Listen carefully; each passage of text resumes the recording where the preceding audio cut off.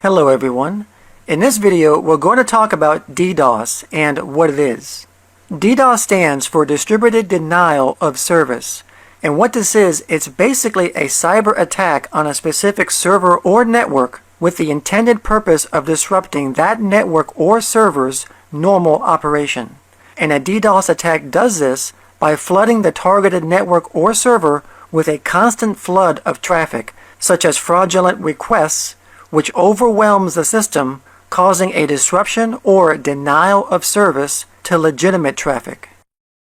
So for example, here we have a web server, and let's just say that this web server could belong to a company that sells their products over the internet.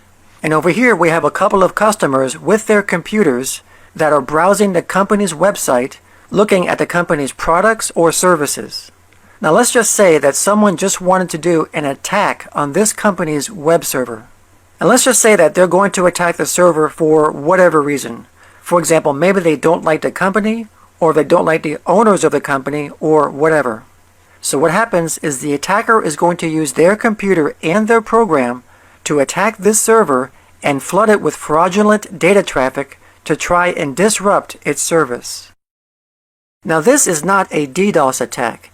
This is just called a DOS attack, which stands for Denial of Service, because a DOS attack is an attack that's just coming from one source. Now normally a network or server is able to handle an attack from a single source, because it's easier to pinpoint. The server can just simply close the connection where the attack is coming from. So that's not really a problem. However, the problem is that what if an attack comes from multiple sources simultaneously? And that is what a DDoS is. A DDoS is an attack from multiple sources all at once. So this computer here, who is the ringleader, can communicate with other computers around the world and coordinate an attack on this server.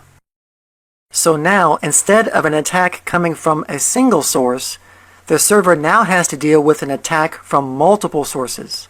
And when this happens, it will overwhelm the server. It will eat up the server's system resources, such as the CPU and memory, and it will also eat up network bandwidth. So as a result, these legitimate computers over here are going to be denied service because the server is too preoccupied in dealing with a DDoS attack. So the web pages that these computers want to access are either not going to load, or they are going to be very slow in loading, and they'll get that familiar spinning wheel of lag on their screens. So the question is, how does the attacker get other computers to get involved in a DDoS attack? And the simple answer is by using malicious software. The attacker will develop a malware program and distribute it over the internet and put it on things like websites and email attachments. So if a vulnerable computer goes to these infected websites or opens these infected email attachments, the malware will be installed on their computer without the owner even knowing that their computer has been infected. So now their computer has been recruited in an army of other infected computers to perform a DDoS attack. And this army of infected computers is what's called a botnet. Now this botnet is not just limited to a few computers. This botnet could be hundreds or even thousands of computers that are scattered all over the world. So now this botnet can be controlled like an army, waiting to receive instructions from the attacker, who is now like a centralized command and control center for the botnet.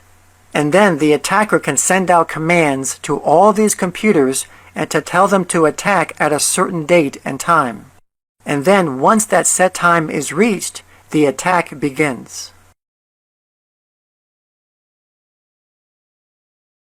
Now a DDoS attack can last for hours or even days. It just depends on the attacker's intent. So another question is, why do people do DDoS attacks? DDoS attacks can happen for several different reasons. For example, it could be for financial reasons, and the attacker is DDoSing a competitor in the marketplace. It could also be for maybe political reasons. Maybe they don't like the targeted organization's beliefs.